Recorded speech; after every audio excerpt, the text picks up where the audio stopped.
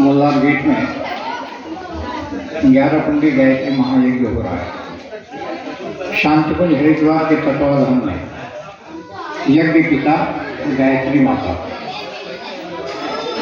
दोनों संस्कृति के निर्माण हैं। आज यज्ञ के अंदर कितने संस्कार है वो होंगे, जैसे कुशल संस्कार है, नामकरण संस्कार है, विद्यारंभ संस्कार है, उपनयन संस्कार है, दीक्षा संस्कार है, ये सारे के सारे संस्कार यज्ञ के माध्यम से होंगे। आज अखिल विश्व गायत्री परिवार की तरफ से सारे विश्व में यज्ञ श्रृंखला चालू है। कहीं 108 कुंडी यज्ञ हो रहे हैं, कहीं 251 कुंडी यज्ञ हो रहे हैं, कहीं 1008 कुंडी यज्ञ हो रहे हैं। उद्देश्य एक ही है, आदमी के अंदर देवत्व का उदय, धरती पर स्वर्ग का अवतरण। यज्ञ के माध्यम से व्यक्ति निर्माण, समाज निर्माण और परिवार निर्माण का एक क्रम हमारे यहाँ साधना, स्वाध्याय, संयम और सेवा के माध्यम से आरंभ होता है। शांतिकुंज हरिद्वार अखिल विश्व गायत्री परिवार का एक आध्यात्मिक सिनोटेरियम है। वहाँ देव संस्कृति विश्वविद्यालय के साथ से सारी चीज़ें, बच्चों का गठन होता है, व्यक्ति का गठन होता है, चरित्र का निर्माण होता है। गायत्री महामंत्र के द्वारा व्यक्ति के अंदर वह चेतना जगाई जाए जिससे राष्ट्र का जागरण हो। आज सारे विश्व के युवा गायत्री परिवार की तरफ झुकाव ले रहे हैं। इसका एक उद्देश्य है कि अच्छाई को धारण करें और बुराई को छोड़ें।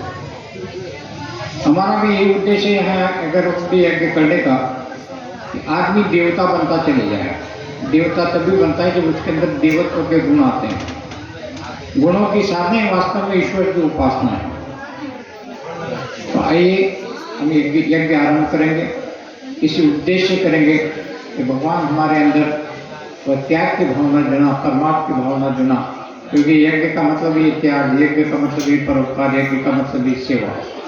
हमारे जीवन में वो सेवा के भाव आ जाए, हमारे जीवन में हमारे राष्ट्र के प्रति त्याग की भावना आ जाए, ताकि राष्ट्र का उत्थान हो सके और हमारे इस देव कार्य में यज्ञ के द्वारा हम सहयोग कर सकें। आइए, ये राष्ट्र के पुनर्जागरण का यज्ञ है।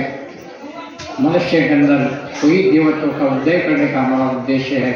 उसीलिए हम लोग शांतिकुंज हरिद्वार से यहाँ पर आए हैं। सारे विश्व में सब जगह यही कार्यक्रम चल रहे हैं, कोई छोटे रूप में, कोई बड़े रूप में। माताओं ने कलश यात्रा की, संध्या के टाइम संगीत और प्रवचन हुआ। एक ही उद्देश्य लेकर हुआ कि आदमी देवता कैसे बने। अगर से देवत्व उसके अंदर आ जाए तो निश्चित मान को दिए वहीं पर स्वर्ग का अवतरण होगा। यही लक्ष्य है, यही उद्देश्य है भारतीय संस्कृति का और यज्ञ का।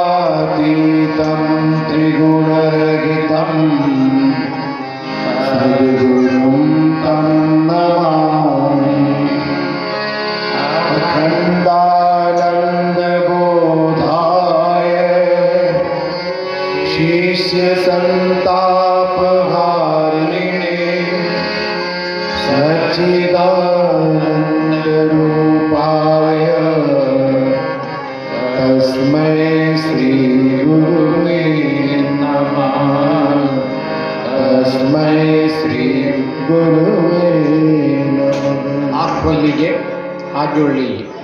सरस्वती सरस्वती वंदना लक्ष्मीर्मेधाधरा तुष्टे गौरी तुष्टि प्रभाधे जगत्पत्रनेत्र येन त्वया भारत तैलपूर्ण प्रज्वालितो ज्ञानमय प्रदीप प्रज्वालितो ज्ञानमय प्रदीप अहोतां गायत्री मखिल जगदानन्दनिलया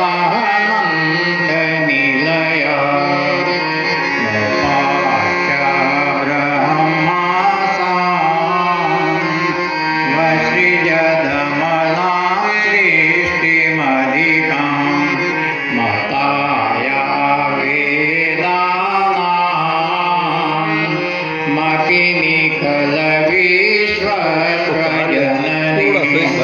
सुशान्तिं तां तां तां जपत मनुजा देव जननी। समस्त संसार जप करो, उसका ध्यान करो, ऐसा वेदों से लेकर पुराणों तक बार बार कहा गया है। आइए, जिस गुरु की कृपा से हम लोगों ने कुछ पाया है या गुरु ने दिया है, कहते हैं गुरु कृपा ही केवलम। गुरु मिल गया तो फिर कृपा उसकी हो गई। गुरु उंगली पकड़ करके शिष्य को चढ़ाता है, उस गुरु के भाव भरी वंदना करेंगे, प्रार्थना करेंगे, गुरुदेव हमें शक्ति देना कि हम इस मंच से आपकी वाणी को बोल सकें, आपके विचार रख सकें। वही हमारा आधार है, वही हमारी शक्ति है, वही हमारी भावना का केंद्र है। बोलिए परम पूज्य गुरुदेव की।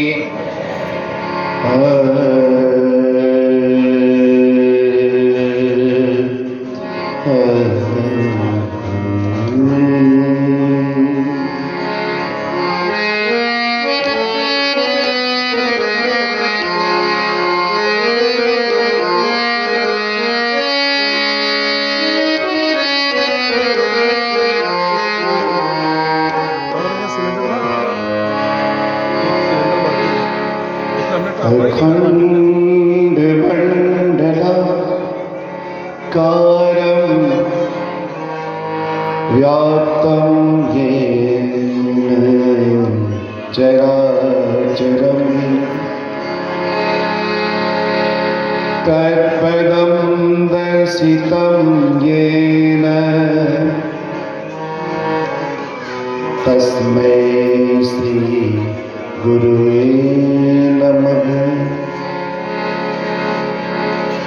यह तन विसकी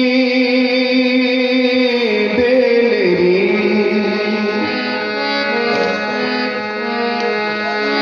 गुरु अमृत की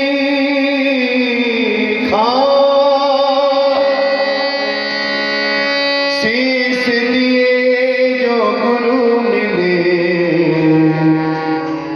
तो भी सस्ता। यह तन विस्की बेलरी गुरु अमृत की खान, शीश दिए जो गुरु मिले तो भी सस्ता जाए। शीश देने पर भी अगर गुरु मिल जाए तो इसे भी सस्ता सौदा समझना चाहिए। हम आप बड़े सौभाग्यवान, हमें ऐसा गुरु मिला है। सदगुरु बिना किसी को सद्ज्ञान कभी मिला है। सदगुरु बिना किसी को सद्ज्ञान कभी मिला है। गुरु से ही शिष्य मन का, गुरु से ही शिष्य मन का श्रद्धा सुमन खिला है। सब मिलकर हमारे पीछे पीछे दोहराएंगे। सतगुरु बिना किसी को सद्ज्ञान है। सतगुरु बिना किसी को सद्ज्ञान है। बोलिए, सतगुरु बिना किसी को सद्ज्ञान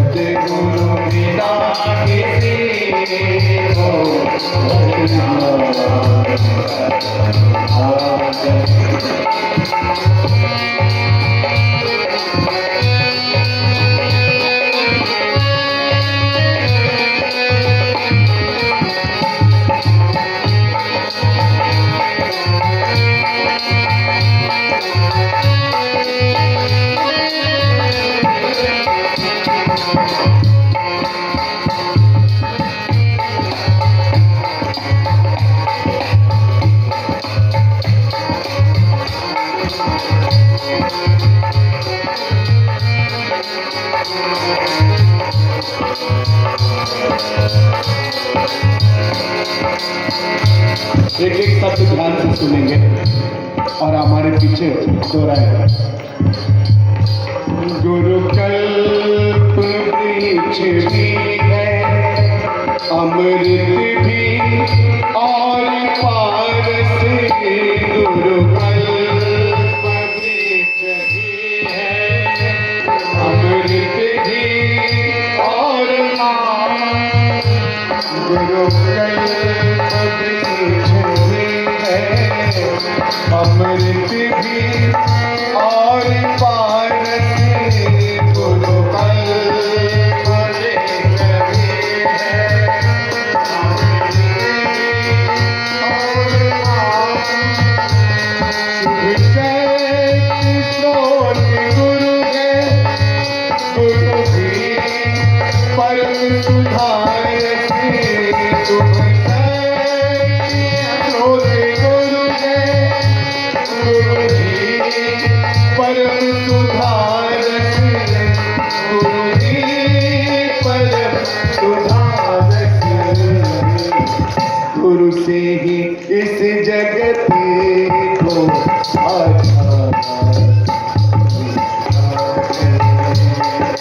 गुरु से ही इस जगत को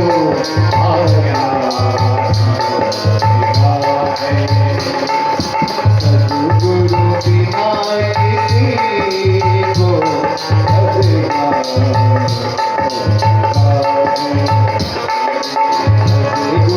बिना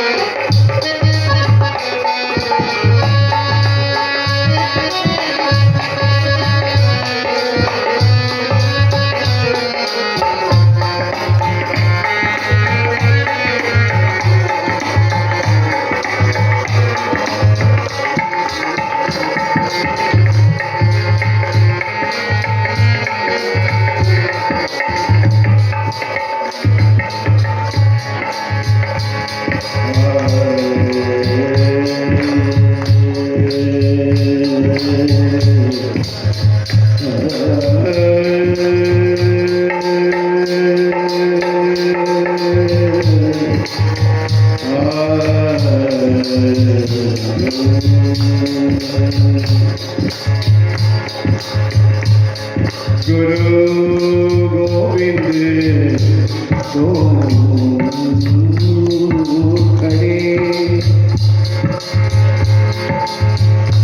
अकेला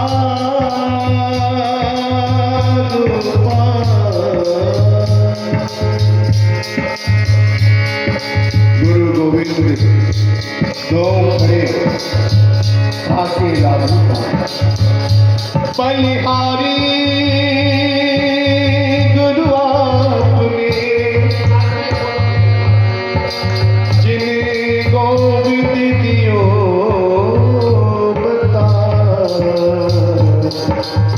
जिन गोविंद दियो बता गुरु पार ब्रह्म ईश्वर गुरु ही परम पिता है गुरु पार ब्रह्म ईश्वर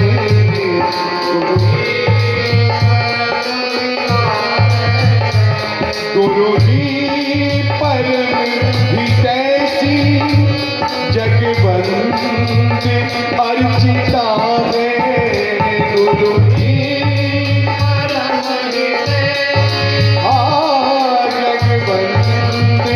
अर्चिता है जगवंत अर्चिता है इस भक्ति भाव का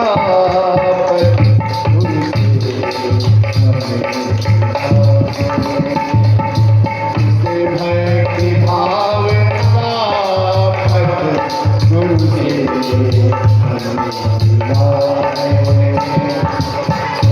गुरु बिना किसी को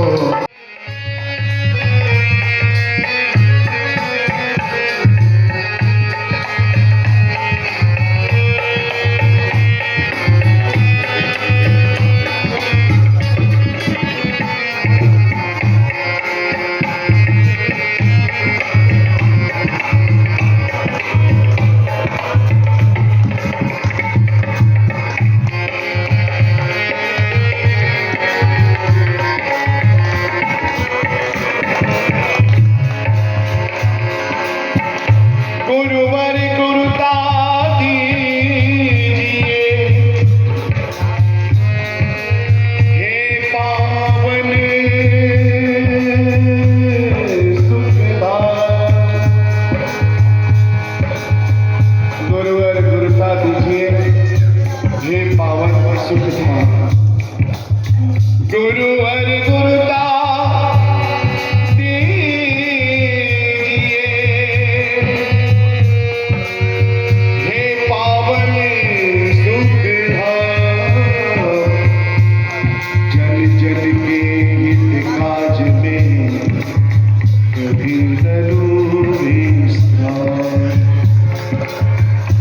मानवता के लिए समर्पित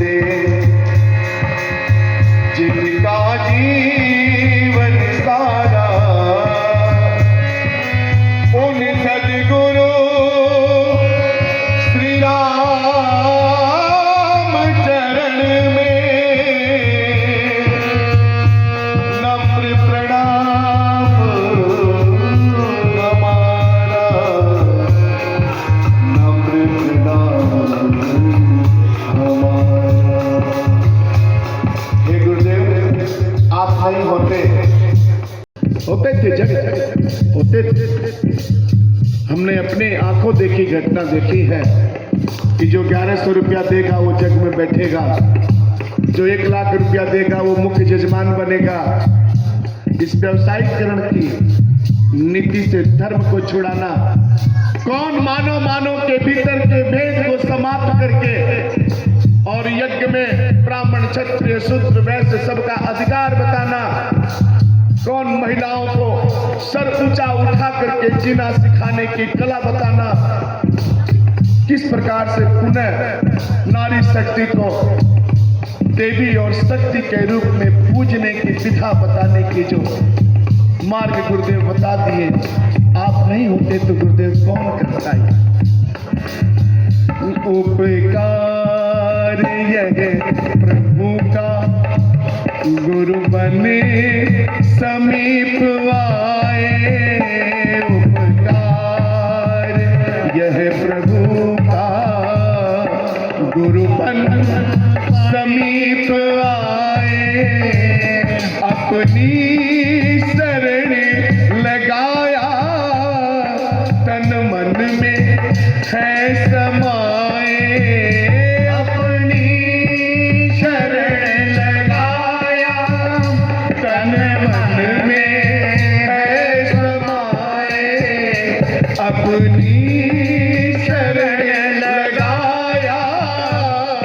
तन मन में है समाए, तन मन में है समाए।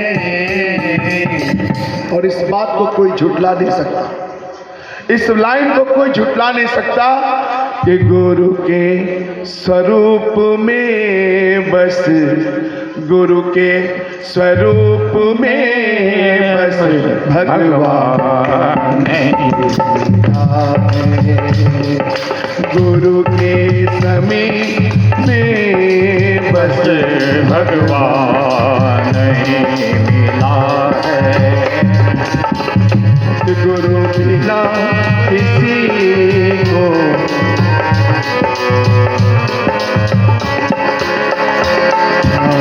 सद्गुरु बिना किसी को सद्ज्ञान करता है। गुरु से शिष्य, गुरु से ही शिष्य मन का श्रद्धा सुमन खिला है। सद्गुरु बिना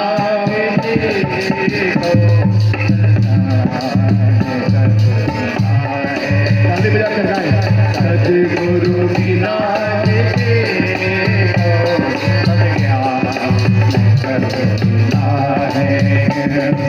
सद्गुरु बिना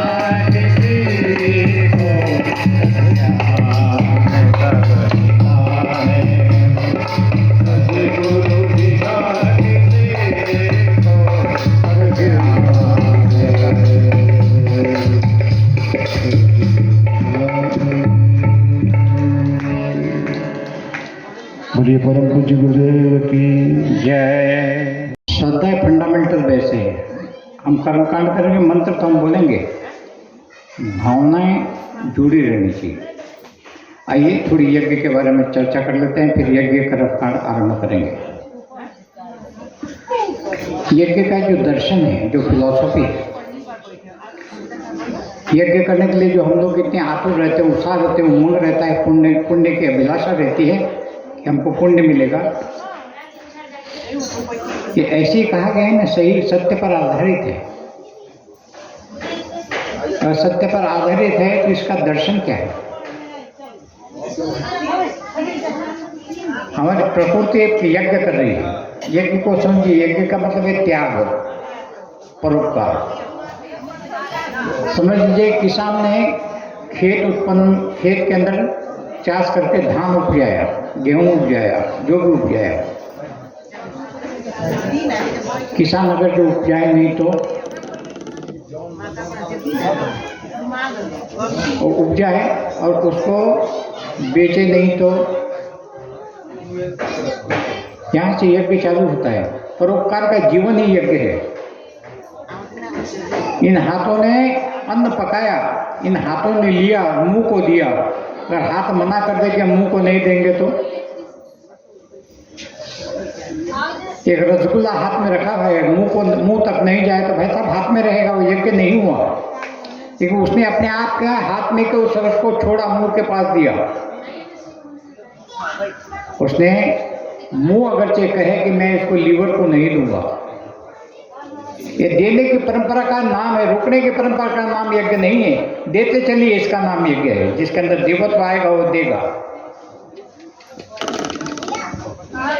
लीवर का मेरे पास रखूंगा, इसका मैं रक्त मांस मज्जा नहीं बनाऊंगा तो सारी धमनियों को नहीं दूंगा तो यज्ञ नहीं होगा। यज्ञ की नित्य प्रति यज्ञ कर रहा है शरीर। प्रकृति एक यज्ञ कर रही है। प्रकृति यज्ञ कर रही है। नहीं, गर्मी हो रही है, हमको गर्मी आपको लग रही है। किसानों से पूछे गर्मी की कितनी आवश्यकता है। बरसात आएगी तब न ऐसा बच्ची फसल होगी। तो सूर्य तपते हैं, यज्ञ करते हैं। सूर्य समुद्र का पानी खवलता है, भाप के रूप में ऊपर जाता है और भाप बादल लेते हैं और बादल उनको सर्वत्र बांटते फिरते हैं, अपने पास नहीं रखते हैं। वही नदी नाले से होते हुए समुद्र में फिर मिल जाता है। ये प्रकृति का एक चक्र है, ये घूमता है, तब उसको यज्ञ कहा गया है।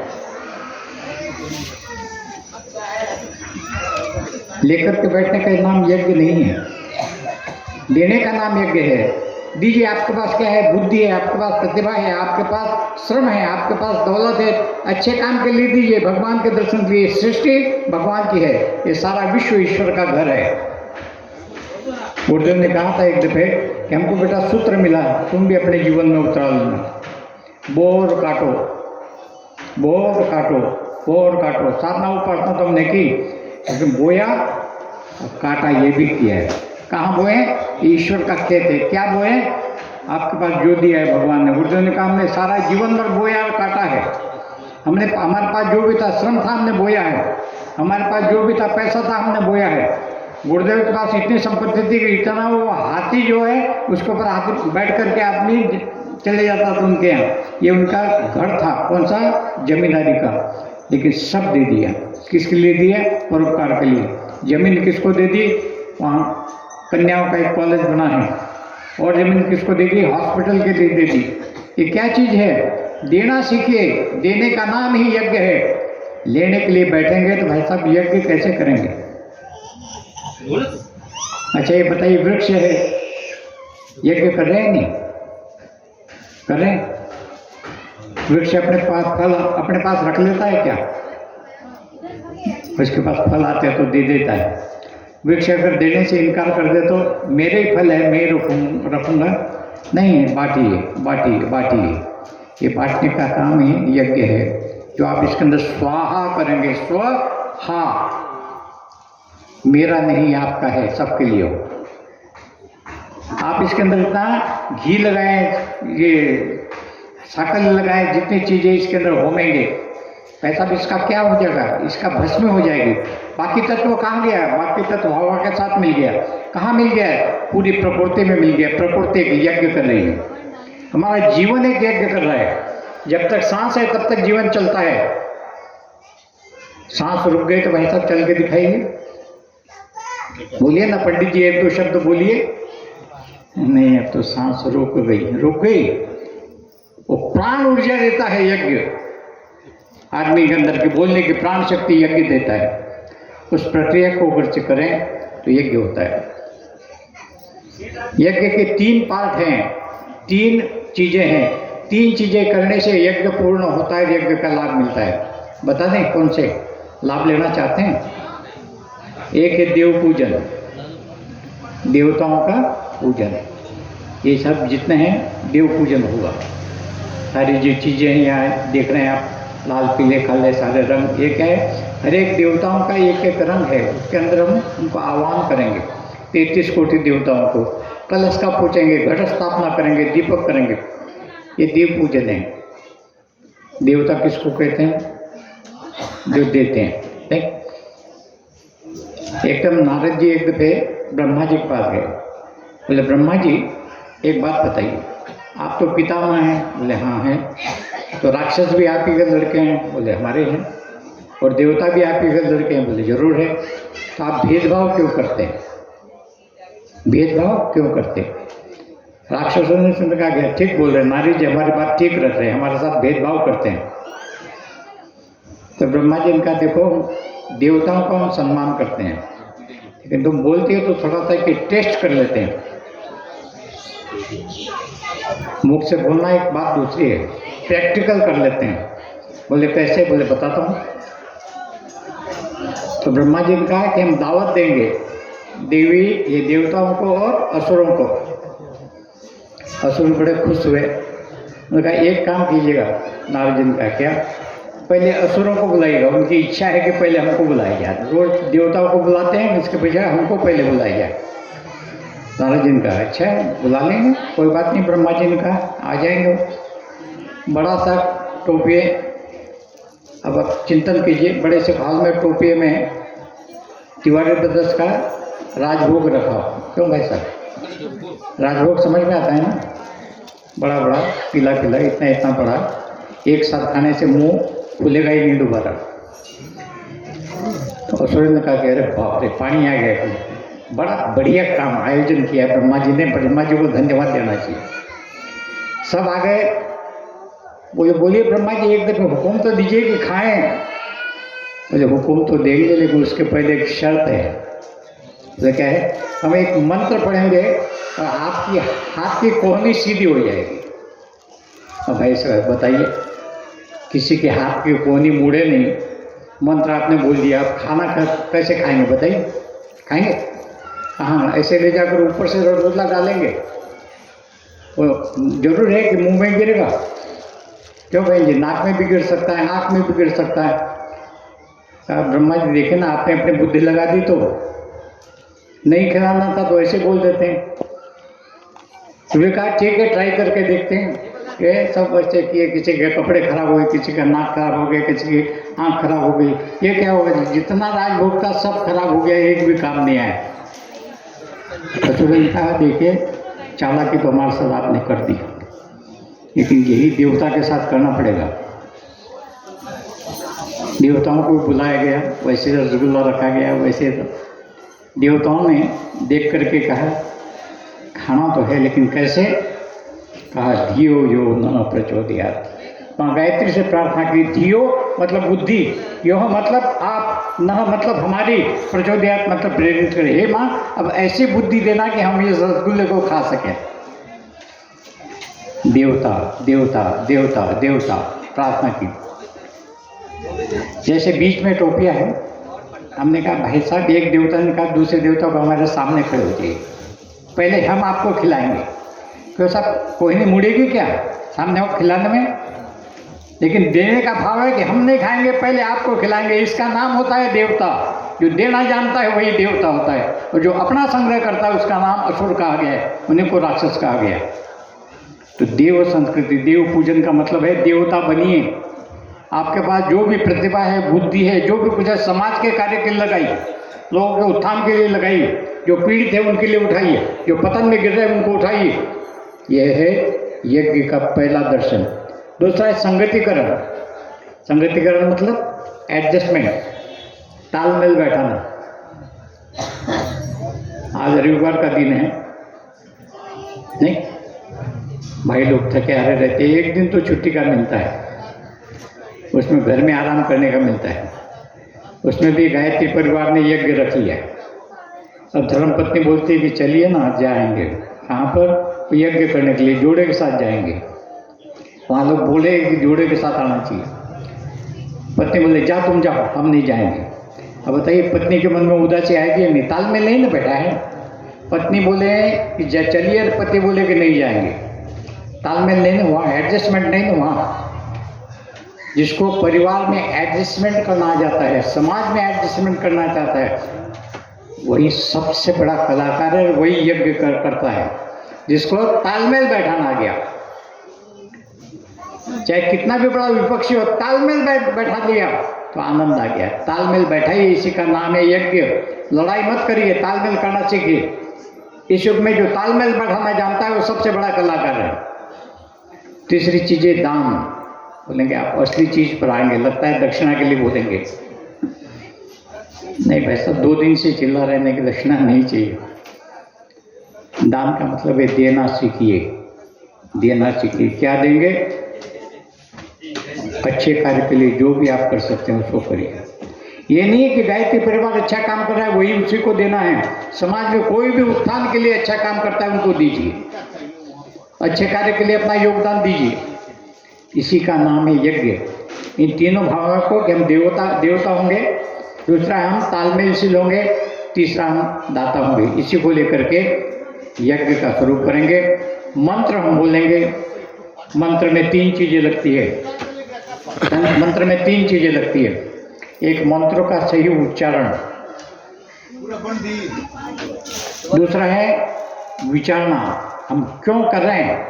हमको कहा पंडित जी ने पान हाथ में ले लीजिए, सुपारी हाथ में लीजिए, क्यों लें, क्या मतलब है इसका। और एक है भावना। भावना के द्वारा अगर से आप करते हैं तो एकलव्य का मिट्टी का द्रोणाचार्य जागृत होता है। भावना के द्वारा आप करते हैं तो वह पत्थर की मूर्ति जिसके हम दक्षिणेश्वर में दर्शन करके आते हैं माँ काली के, बस भावना जब जागती है रामकृष्ण परमहंस जी की, तो फिर भावनाओं के द्वारा वह शक्ति जागृत होती है। भावना होनी चाहिए किसके साथ? मंत्रों के साथ। तो आइए हम आप भी प्रार्थना करें। भूर्भुवः स्वः तत्सवितुर्वरेण्यं भर्गो देवस्य धीमहि धियो यो नः प्रचोदयात्।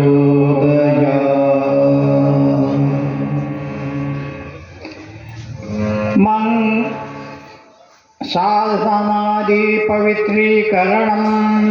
हर एक कुंड से एक भाई खड़े हो जाएं, जल का पात्र आपके पास होगा और जितनी भी चीजें आप लाएं पूजा के लिए उनको मंत्र के द्वारा शोधन करें, पवित्र करें, सबके ऊपर जल छिड़कें।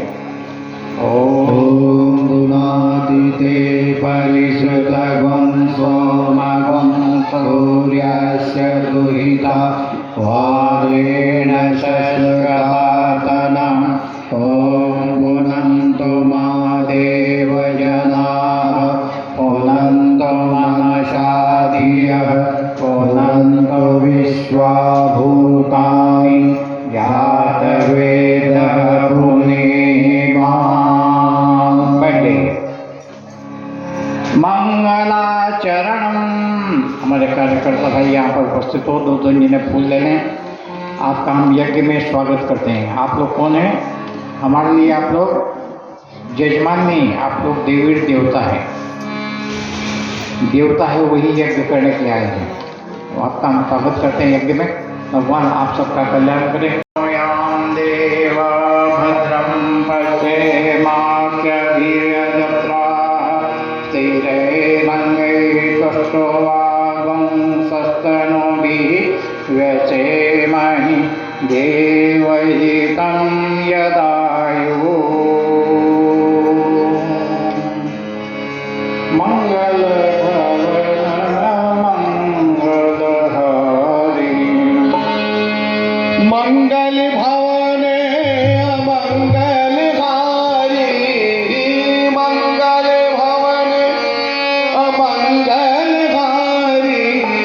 ब्रह्मसु दशरथ अधीर मंगल भवन अमंगल हारी। ब्रह्मसु दशरथ अजर बिहारी। ब्रह्मसु दशरथ अजीर बिहारी। आइए संध्या करें। संध्या के 6 चरण हैं और संध्या का मतलब है, संध्या मतलब एक सुबह की संध्या होती है, एक शाम की संध्या होती है, एक दोपहर की होती है। त्रिकालीन संध्या हम लोग करते हैं। गायत्री मंत्र जप करते हैं, सुबह करते हैं, दोपहर करते हैं और शाम को करते हैं। ह्रीं श्रीं क्लीं। ह्रीं मतलब माँ सरस्वती, श्रीं मतलब महालक्ष्मी, क्लीं मतलब महाकाली। तीनों शक्तियों को बीज रूप में हम पूजन करते हैं। वैसे संध्या उसका पहला चरण है पवित्रीकरण। भगवान से प्रार्थना करें कि हमको पवित्रता देना। कल से आज हम कितने पवित्र हुए इसका हिसाब भगवान को देना है। पवित्रीकरणम। बाएं हथेली में जल ले लें। बाएं हथेली में जल लेकर दाहिने हाथ से उसको ढक लें। माँ गंगा से प्रार्थना करी है, माँ हमें पवित्र कर दो। हम भगवान के पूजन के लिए बैठे हैं। ओ निर्मल मन जन सो मोहि पावा, मोहि कपट छल छिद्र न भावा। राम सिया राम जय जय राम। सिया राम जय जय राम। ओ मंगल भवन अमंगल हारी। द्रवहु सुदशरथ अजर बिहारी। राम सिया राम जय जय राम। राम सिया राम जय जय राम। राम सिया राम जय जय राम। ओम पवित्र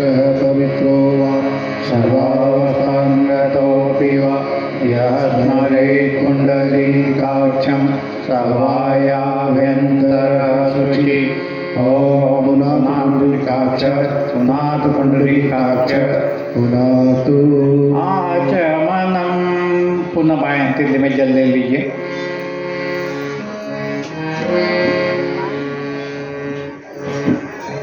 ऐसे देखिए, ऐसे करेगा 3 बार में, थोड़ा थोड़ा मुंह में जल। ओम ममृतोपस्त्रणमसि स्वाहा। नाली में ओम अमृतापिधानमसि स्वाहा। ओम सत्यम यश श्रीमयी श्री श्रेयताम स्वाहा। आप पानी को छोड़ दीजिए, दोबारा पानी ले लीजिए हाथ में। शिखा वंदनम। शिखा बोलते हैं टीके का स्थान। अगर चोटी हो तो गांठ पकड़िए, पटकिए, नहीं तो स्थान का ज्ञान का केंद्र है। स्वाध्याय के द्वारा यहाँ का ज्ञान केंद्र खुलता है। यही इसका पूजन करें, इसके प्रति श्रद्धा रखें। जो चोटी रखना चाहें आज से संकल्प ले लें कि हम चोटी रखेंगे सर पे। एक स्लोगन हम अभी पारित करने जा रहे हैं। एक स्लोगन पहले से निकला हुआ है, गर्व से कहो हम हिंदू हैं। क्या बोलते हैं? बोलिए ना। लेकिन हमने एक स्लोगन निकाला है, कांधे पर जनेऊ नहीं, माथे पर तिलक नहीं और चोटी नहीं तो सर्व से कहो हिंदू। क्या? अगर चोटी नहीं, जनेऊ नहीं, माथे पर तिलक नहीं तो शर्म से कहो नहीं। हमें शर्म आनी चाहिए। हमें शर्म आती है अपनी संस्कृति का परिचय देते हुए। जिस संस्कृति के आधार पर भारत जगत गुरु कहलाया, उस संस्कृति को दिखाने में हमें शर्म आती है। आज हमारे देश के प्रधानमंत्री कहीं जाते हैं, जहाँ विदेशों में तो लोग उनके चरण छूकर उनका आशीर्वाद दे रहे हैं। इसी विधा के कारण, इसी संस्कृति, इसी संस्कार के आधार पर हम जगत गुरु, हम संसार को संस्कृति सिखाएंगे। हमारे अंदर से ही लोप होता चला जा रहा है। इसलिए आइए, जहाँ सुमति तहाँ संपत्ति नाना, जहाँ सुमति तहाँ संपत्ति नाना, जहाँ सुमति तहाँ संपत्ति नाना, जहाँ सुमति तहाँ संपत्ति नाना, जहाँ कुमति तहाँ विपत्ति विधान, जहाँ कुमति तहाँ विपत्ति विधान। मंगल भवन अमंगल हारी, द्रवहु सो दशरथ अजिर बिहारी। ओम चिद्रूपणी महामाये दिव्य तेज समन्विते, इष्ट देवी शिखा मध्ये तेजो वृद्धिं कुरुस्व मे। चित्र रूपिणी महाशक्ति से प्रार्थना की आप मेरे स्थान पर हाथ नीचे कर दीजिए। प्राणायाम, दोनों हाथ ऐसे गोदी में ले लें, बाएं हथेली नीचे रखें, दाहिने हथेली सूर्य का ध्यान करते हुए गहरे सांस खींचे कि हमारे अंदर प्रकाश ज्योति का ध्यान करेंगे। और जो हमारे आज तक के जन्म जन्मांतर के कुसंस्कार है, जो हमको अध्यात्म में आगे बढ़ने के लिए बाधा देते हैं, वो दूर हट रहे हैं। वो छोड़ेंगे तब उनको छोड़ दें और नासिका को बंद करें 2 मिनट में, 2 मिनट के लिए, 2 मिनट के लिए, 1 मिनट के लिए, 15 सेकंड के लिए। अब भावना करें जो हमारे कुसंस्कार थे, जो बुराइयाँ थी, वो बाहर निकल गई। प्राणायाम करें, मन से करें। ओम स्वः, ओम महः, ओम जनः, ओम तपः, ओम सत्यम, ओम तत्सवितुर्वरेण्यं भर्गो देवस्य धीमहि धियो यो नः प्रचोदयात्। ओम आपो ज्योतिरसो अमृतं ब्रह्मभो भुवः स्वः।